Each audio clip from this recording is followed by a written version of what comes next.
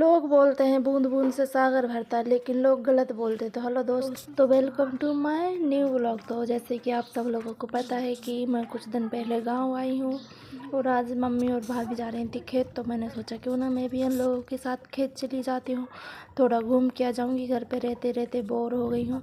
तो देखिए यहाँ पे पानी कम है, तो पानी की कमी की वजह से यहाँ पे फसल थोड़ी कमज़ोर होती है, अच्छी फसल नहीं हो पाती यहाँ पे। तो हम लोग जा रहे थे खेत और धूप की वजह से हमारा तो हो रहा था हाल बेहाल। हम सोच रहे थे काश कि हम घर वालों की बात मान लिए होते तो हमें ऐसा धूप में घूमना ना पड़ता और हम लोग आराम से कूलर की हवा पे बैठे होते, ना कि यहाँ पे धूप में पसीना पसीना हो रहे होते। तो ऐसी गलती आप ना करें। अगर आपके घर वाले कुछ बोलते हैं तो आप चुपचाप उसमें अमल करें, ना कि हमें तरह मुंह उठा कर निंग दें। हमें बनाना था ब्लॉग, इसलिए हम इनकी बात को टालते हुए आ गए ये लोगों के साथ। देखिए यहाँ पे एक अच्छा प्लॉट पड़ा है, लेकिन पानी की कमी की वजह से यहाँ पे कोई भी फसल नहीं लगाई गई। और देख ही सकते हैं आप लोग, क्योंकि आप लोग देख सकते हैं अंधे नहीं है ना, इस वजह से।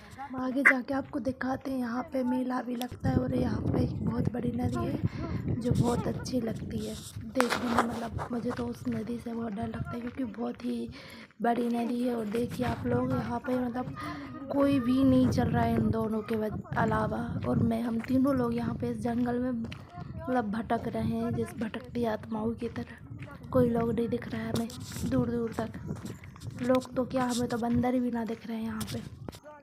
तो चलिए हम लोग आपको दिखाते हैं वो जगह जहाँ पे मेला लगता है। ये लोग तो थक ही नहीं रहे भाई, पता नहीं कैसे क्या खाया इन लोगों ने।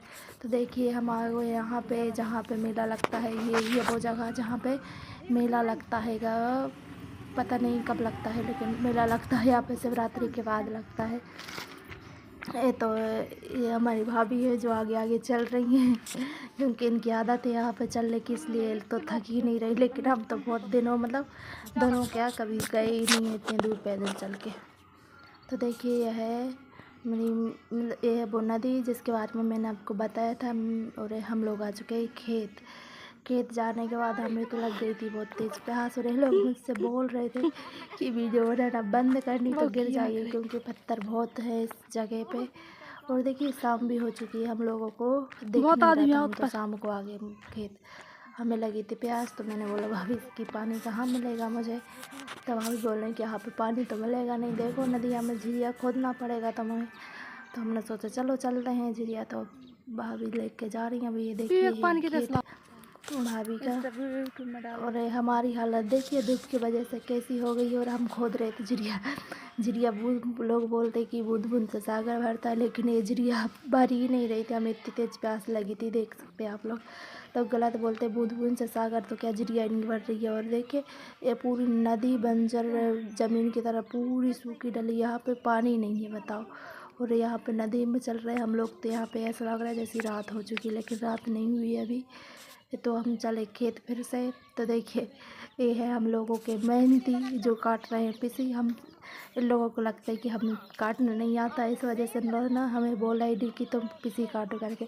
ऐसा नहीं है गाइस, हमें काटना आता है, लेकिन हम बताते नहीं हैं, क्योंकि किसी को बताया कि हमें ऐसा काम करना आता है तो फिर लोग हमसे करवाएंगे बार बार। इसलिए आपको कोई काम आता है तो आप चुप रहें, ना कि बताए कि नहीं हमें काम आता है। तो हम लोग काट के कहते हम लोग चले घर अब।